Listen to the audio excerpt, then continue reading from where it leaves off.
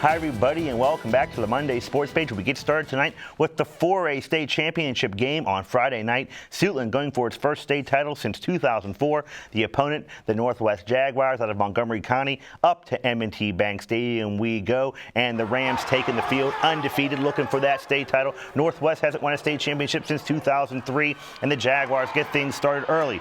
It's going to be running back E.J. Lee around left end, and he's going to get into the end zone for the touchdown. Northwest jumps on top 6-0 after a Suitland defensive stop. The snap goes over the punter's head, and he kicks the ball out of the back of the end zone. Actually, he pushed it out with his hand. But that's the safety and 2 points for Suitland. It's 6-2, and that inspires the defense because they get a big stop. On the next drive, here comes the defensive line, and they put all kinds of pressure on quarterback Mark Pearson, sack him. That forces a punt. And then the offense goes to work. But it's going to be Northwest defense coming up with a big play. Rodney Snyder, great defensive back, play right there, follows the ball all the way, and that's an interception. And that gets the Jaguars started going the other way, and it's Pierce back to pass. Across the middle comes Joshua Gillis, and he's going to do the rest, makes a move, and he's into the open and into the end zone for the touchdown. And it's 12-2 Northwest. Third quarter now, Wesley Woolfolk taking his team down the field, and he's going to find wide receiver Tevin Singleton behind the defense. And that's going to be a Suitland touchdown, and that's going to make the score 12-8, right back in the game. But here comes Northwest. Rasheed Gillis up the middle and into the end zone for the score. That makes the score 20-8 Northwest. Back comes Suitland, and watch the hit right here Daryl Jasper takes. Looks like a touchdown, but he is separated from the ball with a big hit. But later in the drive, about 2 plays later, Woolfolk's going to find his big tight end again, and this time he hangs on to it, and that makes it 20-16. But that's as close as Suitland will get. Northwest would add 2 late touchdowns. They go on to win the 4A state championship, winning the game by a final score of 33-16. You saw our fight, trying to come back in the game, and I think a lot, with the 17 penalties and the things that weren't going right for us, we still, pushed through to try to fight back. Just couldn't get it done today. I just kept telling my guys, we're not out of it, and we weren't out of it until the game was actually over. And then we were out of it, but I'm just so proud of this team and what they've done, what we've accomplished as a team together. I just love those guys. Work in the season paid off to get us here, but we played Northwest, and Northwest was a great team. We fought throughout all 4 quarters, but we made a couple mistakes and they capitalized on it. But I'm just happy that we made it here and went out strong and fought it in. That's a heartbreaker. It was a heartbreaker, but still, we still had to fight to the end. I think we played a pretty good game, a good team. Any team good coming into the 4A championship.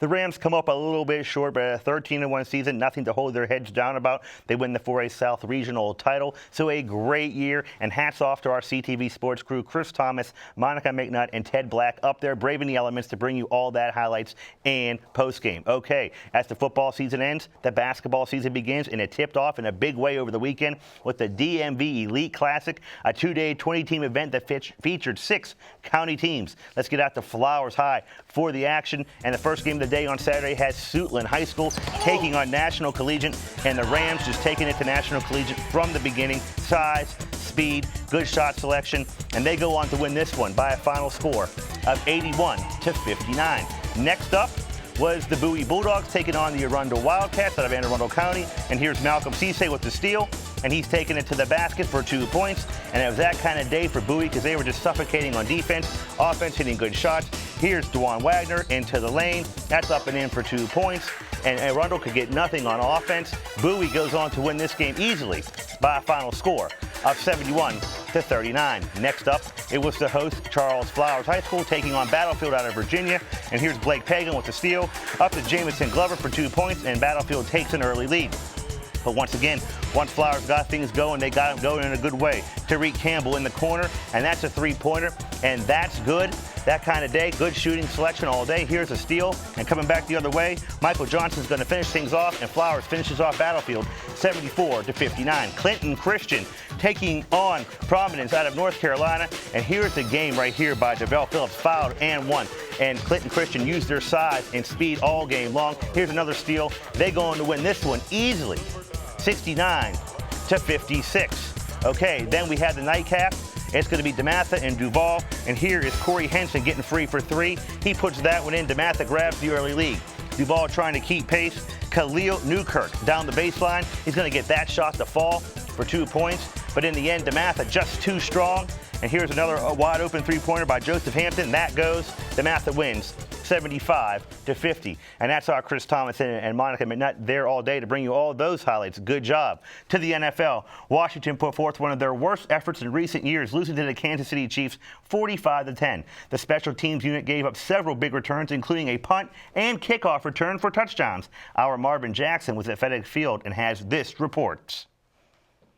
Coming into Sunday's game, Washington and Kansas City were trying to end their current losing streaks. But the Chiefs were more determined to win, and they had fun doing it.